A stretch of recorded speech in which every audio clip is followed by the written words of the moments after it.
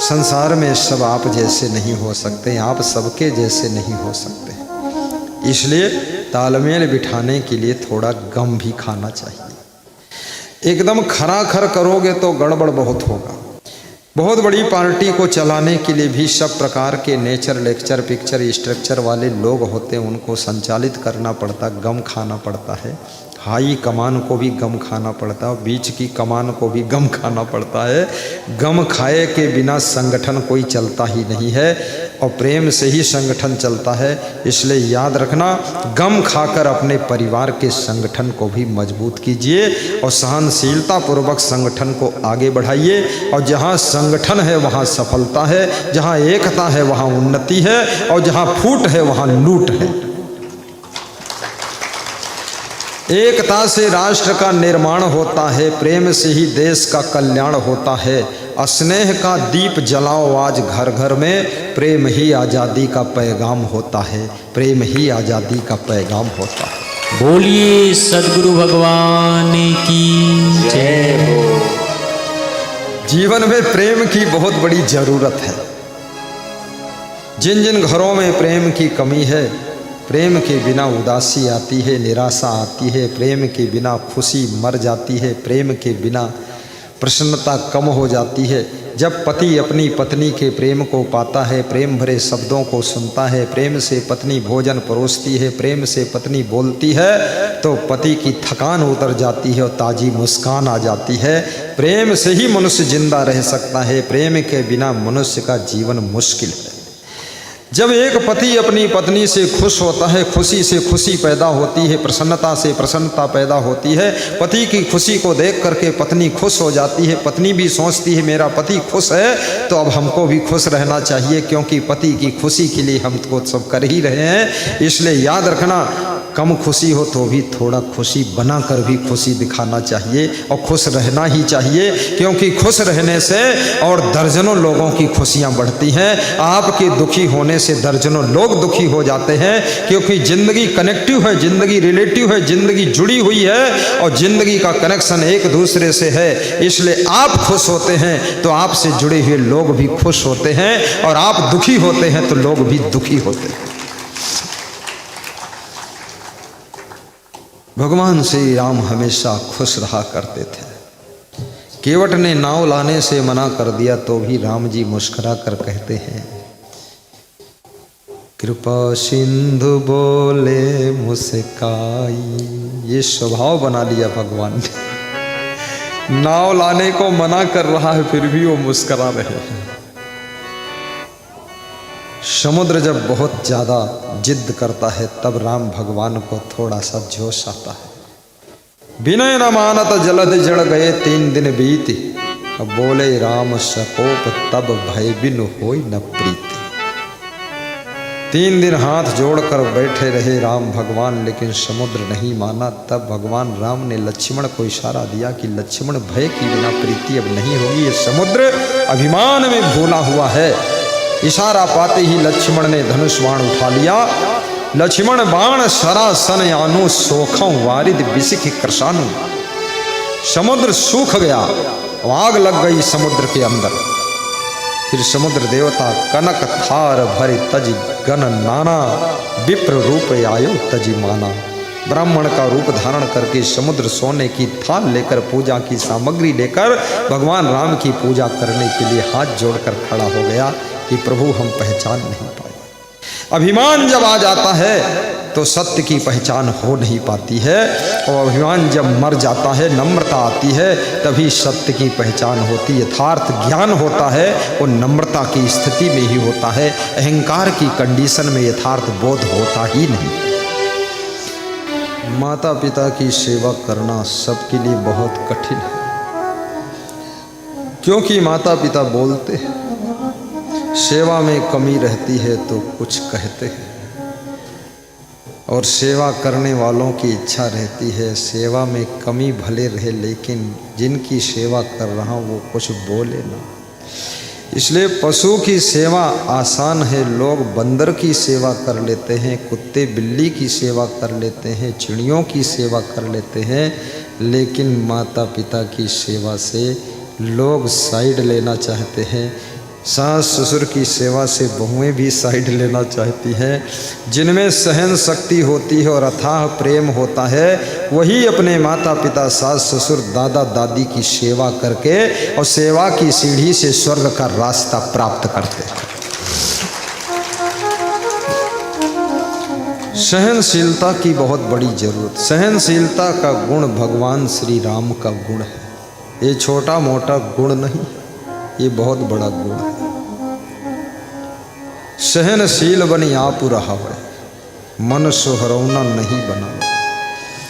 जिस समय हमारे गुरुदेव शिष्य के रूप में थे तो अपने गुरुदेव के दर्शन करने के लिए नेपाल काठमांडू गए हुए थे। जब दर्शन करने वालों की वहाँ भीड़ ज़्यादा इकट्ठी हो गई, भारत से ज़्यादा साधु संत और भक्त पहुँच गए, तो मेरे गुरु के गुरु श्री विशाल देव ने आज्ञा दिया कि भारत से आए हुए समस्त साधु संत और भक्त तुरंत वापस लौटें, क्योंकि यहाँ जगह शॉर्टेज है।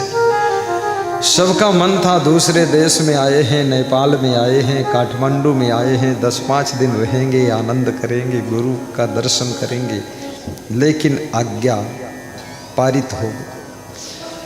तो सब शिष्यों ने इकट्ठे होकर हाथ जोड़कर सद्गुरु श्री विशाल देव से प्रार्थना किया कि हम लोग रहने के लिए आए थे, आपके चरणों में शामिल थे। विशाल देव ने कहा कि यहाँ जगह सीमित है, इसलिए केवल एक रात आप रहे, अब जाइए। तो शिष्यों ने कहा कि हम भारत में लौट कर जाएंगे तो वहाँ कैसे रहें, मेरे रहने का कुछ अंदाज बता दो। तो विशाल देव ने 9 नियम बताया था। ये 9 नियम है, इनके अनुसार रहना। पहला नियम जिसमें था कि संसार में कहीं भी रहो, हिंदुस्तान में रहो, चाहे पाकिस्तान में रहो, चाहे नेपाल में रहो, अमेरिका में रहो, लेकिन ये पहला नियम ध्यान रखना। क्या? मन सोहरौना नहीं बनावे, मन सोहरौना नहीं बनावे। सोहरौना क्या चीज है? कई प्रदेश के लोग यहाँ बैठे हुए हैं। सोहरौना भाषा को कुछ लोग समझते, कुछ नहीं समझते। ये यूपी की भाषा है। ये सोहरौना क्या चीज? सोहरौना, सोहरौना का मतलब होता है ऐसे हाथ से सहलाना, जैसे किसी बछड़े को आप सहलाते हैं, कुत्ते के पिल्ले को सहलाते हैं, और वो कान हिलाता रहता, पूंछ हिलाता रहता, खुश रहता। जब नहीं सहलाते थोड़ा उदास हो जाता है। तो ऐसे जिन लोगों ने अपने मन को सोहरौना बना लिया, तो उनको कोई कोई सहलाता रहता है, वाह वाह करता रहता है, तो खुश रहते हैं।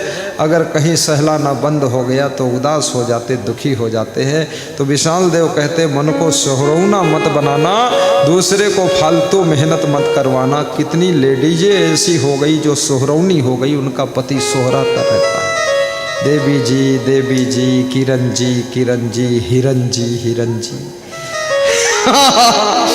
अब जिस दिन उनका पति नहीं सोहरा पाता है, बड़ी उदास हो गई, दुखी हो गई, बड़ी परेशान जैसी दिख रही है।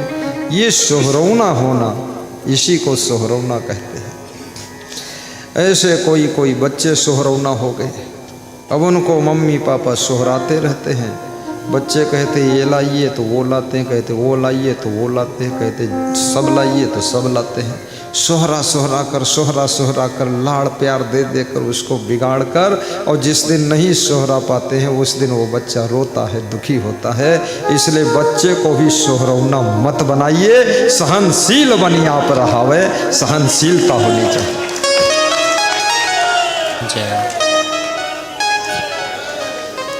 कितने गुरुओं ने अपने चेलों को सोहरौना बना दिया। अब उनको सोहराते रहते हैं, आओ लल्लू राम, लल्लू दास। बार बार उन्हीं का नाम जपते रहो, लल्लू भाई, लल्लू साहब, लल्लू दास। मैं तो सोहरौना पोहरौना बनाता ही नहीं बस, क्योंकि इसमें भी टाइम बहुत बर्बाद होता है। और लाड़ प्यार में पला हुआ पुत्र, लाड़ प्यार में पला हुआ पोता, लाड़ प्यार में पला हुआ शिष्य, ये सब गलत रास्ते पर ही चले जाते हैं। इसलिए कड़ी दृष्टि रखना चाहिए और पुत्र और शिष्य को अनुशासन में रख करके तभी रास्ता सही दिया जा सकता है। अनुशासन देश को महान बनाता है, लेकिन अनुशासन आपकी संतान को भी महान बनाता है, आपके शिष्यों को भी अनुशासन महान बनाता है। आज हमारा एक शिष्य कह रहा था, आपका जो ये नियम है त्याग वैराग्य वाला, ब्रह्मचर्य वाला, ये बहुत सख्त है। तो हमने कहा बिल्कुल, और नट बोल्ट टाइट करूँगा क्योंकि साधु की साधना का प्राण तो ब्रह्मचर्य ही होता है। गृहस्थ की जो भूमि है वहाँ पर एक पत्नी व्रत एक पति व्रत ही गृहस्थ आश्रम का प्राण है, लेकिन साधु जीवन में ब्रह्मचर्य और वैराग्य ही प्राण है। जिस साधु का ब्रह्मचर्य ठीक नहीं है वो साधु तो मुर्दा ही है, लाश ढोई जा रही है, बचा कुछ नहीं है, किस दिन दफन होगा ये पता नहीं। और जिस साधु में वैराग्य की कमी है वो साधु साधना में टिक नहीं पाएगा। बस 2-4 साल लंगोटी लंगोटा संभालेगा, उसके बाद लंगोटा गायब, चड्ढी आ जाएगी तुरंत। इसलिए संत महात्मा में वैराग्य होना चाहिए। मान सम्मान की ख्वाहिश भी नहीं होनी चाहिए कि लोग मेरा मान सम्मान, मानापमानयो तुल्यः तुल्यः मित्रारि पक्षियो सर्वारंभ।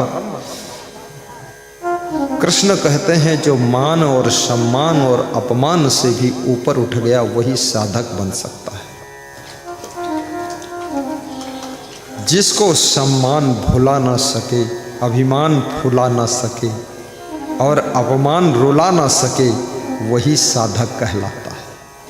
कितना अपमान हो जाए लेकिन फिर भी हंसता रहे, कितना सम्मान हो जाए लेकिन फिर भी सम्मान की ख्वाहिश न हो, और कितना अभिमान के अवसर आ जाए, कितना बड़ा पद मिल जाए, कितनी बड़ी प्रतिष्ठा हो जाए, लेकिन रंच मात्र अभिमान ना आए, नम्रता की नदी बहती रहनी चाहिए, तो समझ लेना वो साधु हो, चाहे गृहस्थ हो, चाहे नेता हो, वो महानता की ऊंचाई को छू चुका है। बोलिए सद्गुरु भगवान की जय। ये संसार कभी आपका सम्मान करेगा, कभी थोड़ा लोग नाराज होंगे तो अपमान भी करेंगे, और कभी लोग आपको बहुत माला पहनाएंगे और कभी जो पहने हो माला वो भी निकाल लेंगे। बड़ा विचित्र संसार है, इसलिए संसार के उतार चढ़ाव में भी आपका मन डगमगाना नहीं चाहिए। सम्मान भी आपको हिला न सके। हनुमान का यही गुण है, जो मान सम्मान अपमान अभिमान का हनन कर दे ज्ञान के द्वारा, वही हनुमान कहलाता है। और जो हनुमान होता है वही राम भगवान का प्रिय भक्त होता है। हनुमान जी बहुत बड़े बड़े काम करते थे, छोटे काम हनुमान जी नहीं करते थे। जो कोई न कर पाए फिर हनुमान जी का नाम आता था। जब लंका को जाना था तो हनुमान जी चुप बैठे हुए थे। क्यों चुप साधी रहा हनुमाना, जामवंत ने कहा हनुमान चुप क्यों बैठे हो, बोलो ना कि मैं चला जाऊंगा। बोले इतना बोल दूं तो भी अभिमान जाहिर हो जाएगा। भगवान हमारे बारे में सब जानते हैं, सो तुम जानो अंतर्यामी।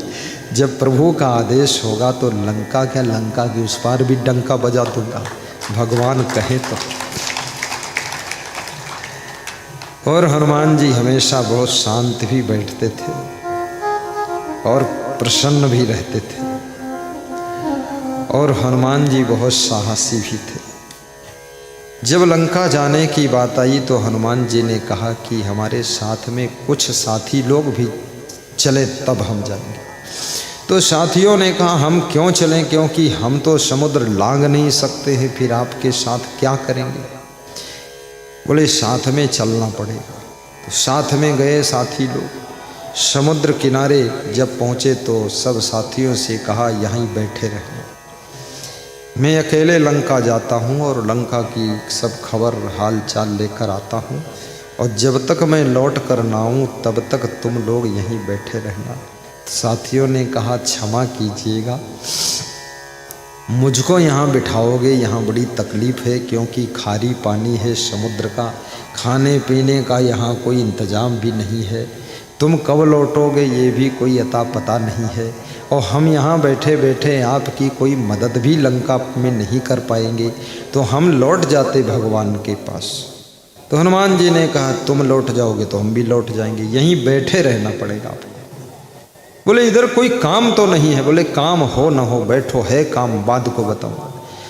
सब बैठे हैं, खारी पानी है, तकलीफ़ तो है, लेकिन हनुमान जी से प्रॉमिस हुआ है तो बैठे हैं। हनुमान जी लंका जाकर सब कार्य करके लौटते हैं, अपने साथियों को नमस्कार करते हैं और साथियों के साथ में भगवान श्री राम के पास में आकर के दंडवत प्रणाम करते हैं। देखिए इतना बड़ा काम करके राम आए, हनुमान जी आए हैं, लेकिन राम के पास में नम्रता से दंडवत प्रणाम करते हैं। कई बार लोग कुछ बड़ा काम कर देते हैं तो अपने स्वामी को भी थोड़ा अकड़ कर मिलते हैं, क्या समझ रखा है, ये काम करके आया हूँ, तुमको भी उलट पलट कर दूंगा। तो ऐसा अहंकार आ जाता है लोगों को। नम्रता से दंडवत प्रणाम किया और कहा कि ये सब हमारे साथ में गए थे और हम सब साथ में आए हैं। तो साथियों ने कहा कि हम तो इधर ही रह गए थे। बोले मैं इसीलिए आपको किनारे बैठाया था साथ में लौटने के लिए कि लंका का जो इतना बड़ा काम है उसका सम्मान केवल अकेले प्रभु के हृदय में मेरा नहीं होना चाहिए, मेरे सब साथियों को भी सम्मान मिलना चाहिए, इसलिए मैं वहाँ बिठाया था आपको लेकर। सब ही मान प्रदे आप अमानी, हनुमान जी सबको सम्मान देते थे। ये भी एक बहुत बड़ी कला होती है कि दूसरों को सम्मान देने का व्यवहार, और ये भी दुनिया का नियम है, जो तुम दूसरों को देते हो वो तुमको भी मिलता है। शक्कर खिला शक्कर मिले, टक्कर खिला टक्कर मिले, नेकी का बदला नेक है, बदी का बदला बदी देख ले। जिस मनुष्य का व्यवहार अच्छा है उसका जीवन त्योहार बन जाता है, और जिसके विचार अच्छे हैं, संस्कार अच्छे हैं, उसका संसार सुंदर हो जाता है, और जिसका स्वभाव अच्छा है उसका प्रभाव अच्छा हो जाता है, और जिसके कर्म अच्छे हैं उसका भाग्य अच्छा बन जाता है। भाग्य के भरोसे मत बैठिए, भाग्य में परिवर्तन करने की भी सामर्थ्य आपके अंदर है। मेहनत करिए। एक कौवे को लागी प्यास, उड़कर गया घड़े के पास, देखा घड़े में थोड़ा पानी, देख हुई उसको हैरानी, बड़ी दूर से लाया कंकड़ लगा डालने, एक एक कर ज्यों ज्यों कंकड़ पड़ता जाता त्यों त्यों पानी बढ़ता जाता। पानी जब ऊपर तक आया कौवा पीकर को भगाया, मेहनत का फल है सुखदाई, पानी पीकर प्यास बुझाई।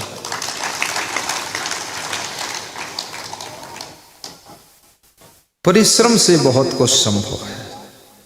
आज परिश्रम करते करते वैज्ञानिक चंद्रलोक पहुंच गए। सोचिए मंगल लोक पहुंचने की तैयारियां, और पृथ्वी का पूरा राउंड कर रहे हैं, ढूंढ रहे हैं कोई ऐसा लोक कि पृथ्वी पर ज़्यादा संख्या हो चुकी, इनको उधर पहुंचा दिया जाए। और मैं तो कहता हूँ ऐसा कोई लोक ढूंढे मिल जाए जो ज़्यादा उपद्रव मचाते हों, उनको वहीं पूरा एक साथ पहुंचा दिया जाए, ताकि यहाँ का उपद्रव थोड़ा कम हो जाए।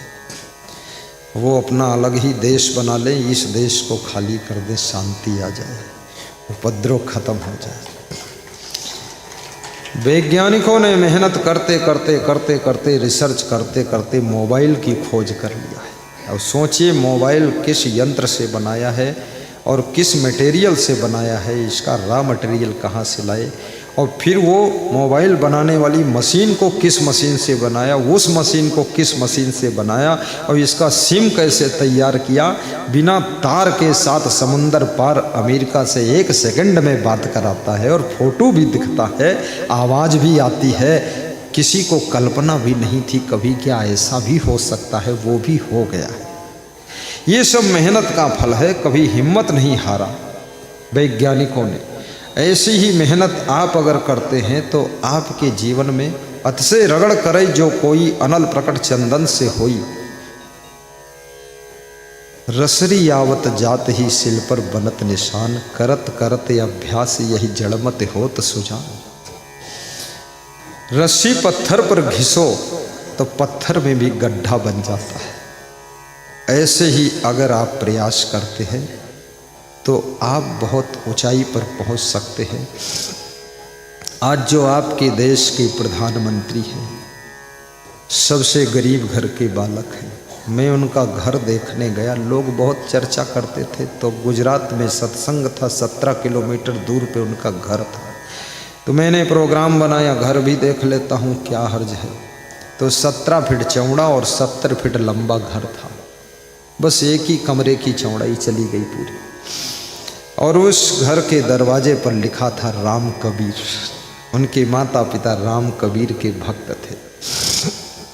और उस छोटे से घर में 6 भाइयों का जन्म हुआ। और माँ भी दूसरे के घरों में मजदूरी करके, बर्तन धोकर, झाड़ू बहरू लगाकर, पैसे लाकर बच्चों को पालती थी। आज वह बालक, उस माँ का बालक, उस गरीब जगदम्बा का बालक सबको खाने के लिए राशन दे रहा है, जिसके खुद खाने के लिए बचपन में राशन नहीं था, माँ मजदूरी करके लाती थी। आज वे सबको राशन दे रहे हैं, घर दे रहे हैं और नल जल योजना कर रहे हैं। जिसको शुद्ध पानी पीने को बचपन में शायद मिला होगा, वो सबको शुद्ध जल भेज रहा है। ये अति मेहनत का परिणाम है। मेहनत करो, अपने में सुधार भी करो। अपने को कभी परफेक्ट, इफेक्ट, सिलेक्ट, करेक्ट नहीं समझना चाहिए। अपने में कुछ कसर है, उसको दूर करना चाहिए। ये सोचना चाहिए और क्या संशोधन करूं, अपने अंदर और क्या करेक्शन करूं, किसी से क्या डायरेक्शन लूं। क्योंकि स्वयं का सुधार सबसे उच्च कोटि की साधना है और सफलता की सबसे श्रेष्ठ चाबी है। स्वयं की कमी को ढूंढ पाना कठिन है। कबीर साहब बहुत बड़ी बात कहते हैं कि बुरा जो देखन मैं चला, बुरा न मिलिया कोई, और जो दिल खो जाए अपना, मुझसे बुरा न हो। कबीर साहब कहते हैं दूसरों में बुराई ढूंढने चला, कोई बुरा व्यक्ति नहीं मिला। अपने भीतर झांक कर देखा तो मुझसे बुरा कोई दुनिया में है नहीं। और मनुष्य के मन की आदत है, परः सरसप मात्राणि पर छिद्राणि पश्यति, आत्मनो बिल्व मात्राणि पश्यन्नपि न पश्यति। दूसरों में सरसों के समान छोटी छोटी कमियां होती हैं, दिखाई नहीं देती, फिर भी व्यक्ति गौर से देख लेता है। और स्वयं के अंदर बेल जैसी बड़ी बड़ी कमियां हैं, फिर भी दिखाई देती तो भी देखता नहीं है। जब तक तुम दूसरों की कमी देखते रहोगे, दूसरों में कमी देखने की आदत की कमी तुम्हारे अंदर है, इस कमी को भी दूर करिए। अपनी कमी को देखिए, दूसरों के गुणों को देखिए। जब दूसरों के गुणों को देखते हो तो दूसरों से प्रेम होने लग जाता है, और जब दूसरों की कमी देखते हो तो उनसे नफरत होने लग जाती है। और जब तुम्हारे अंदर प्रेम भरता है तब सुख का जन्म होता, शांति का जन्म होता। बोलिए सदगुरु भगवान की जय। गुणवान बनो, गुण के ग्राहक सहस्त्र नर, बिन गुण लहाई न को। जैसे कागा कोकिला शब्द सुनई सब कोय, शब्द सुनई सब कोय, कोकिला सबय सुहावन, दो को एक रंग काग सब भय अपावन। कौवा और कोयल का रंग तो एक जैसा होता है। कौवे के शरीर का साइज बड़ा होता है, कोयल का साइज छोटा होता है। लेकिन कोयल से लोग बहुत प्रेम करते हैं और कौवे से कोई प्रेम करता नहीं, क्योंकि कौवे को चंडाल पंछी चाणक्य ने कहा है। काकह पक्षी सुचांडाला, पशु नाम चैव कुकुरा, पापो मुनि नाम चांडाला, सर्वे शाम चैव निंदका। पशुओं में चांडाल कुत्ता है, पंछियों में चांडाल कौवा है, और ऋषि मुनियों में चांडाल पाप है। और हमारे आपके सबके बीच में चांडाल वह है जो सबकी निंदा करता घूमता रहता है। निंदक को भी चांडाल कहा है चाणक्य ने। चाणक्य बड़े स्पष्टवादी थे और विदुर जी बड़े सत्यवादी थे। और जो ज़्यादा स्पष्ट बोलते हैं, सत्य बोलते हैं, उनको कष्ट तो उठाना ही पड़ता है। चाणक्य की भी बहुत पिटाई हुई और विदुर जी को भी हस्तिनापुर से बाहर निकाला गया। और कबीर भी बहुत सत्य बोले तो 52 बार उनकी भी कसनी हुई। ज़्यादा सत्य तुम घर में बोलो तो अकेले पड़ जाओगे, साइड हो जाओगे।